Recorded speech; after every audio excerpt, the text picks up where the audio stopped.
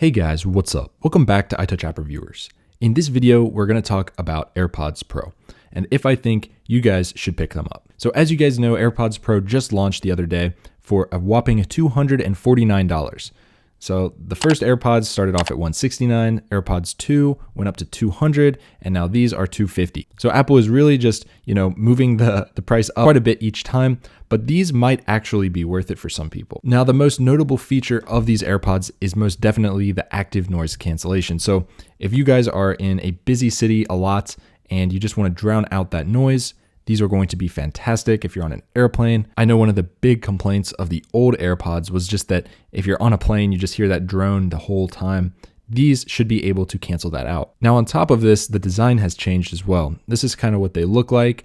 I know a lot of people making memes about them, but I think they look pretty good. You got a shorter stem now, and this looks like it will fit into your ear a lot better than the other ones, though I never had any issues with the old AirPods. Internally, they've been redesigned completely. There's a new driver in them. Songs should sound better overall, and they are also more sweat and water resistant this time around.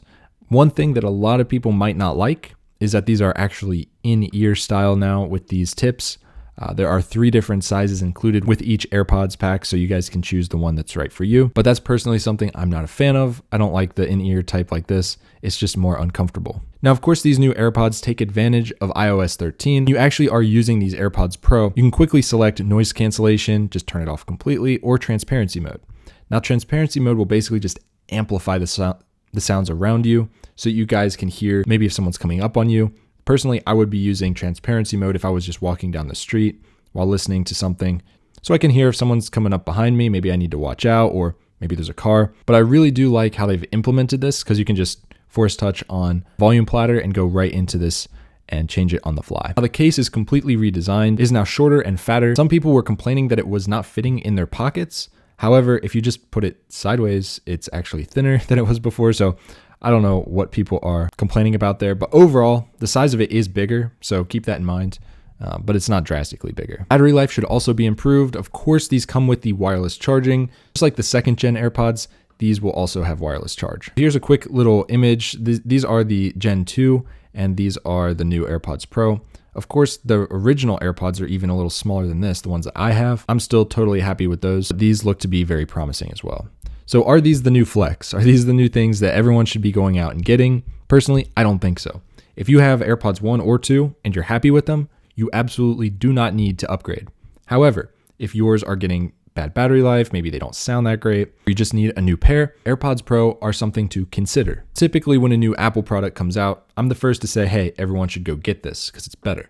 But in this case, AirPods Generation 2 are also really, really good and really capable. So if you don't need active noise cancellation and you're okay with the old size and how it fits in your ear, you might not want to upgrade to these for the extra $50. Maybe save it. What I plan to do personally is either wait for the AirPods Gen 2 to drop in price, or I'll just cough up the money and get these for video purposes. But I personally do not see a need to upgrade from my 1st gen AirPods to these. So hopefully that clears it up for you guys. I know there's a bunch of YouTubers out there saying that these are the best things ever. Maybe they are, but I think for the general public, there's no need to upgrade. The old AirPods work just fine, and main thing lacking here is the active noise cancellation. The actual sound itself coming from songs, marginally improved. Yes, it does sound better, but is it $250 worth better? Probably not. So if this video helped you, please give it a big thumbs up and subscribe, and I will see you guys in the next one. Peace.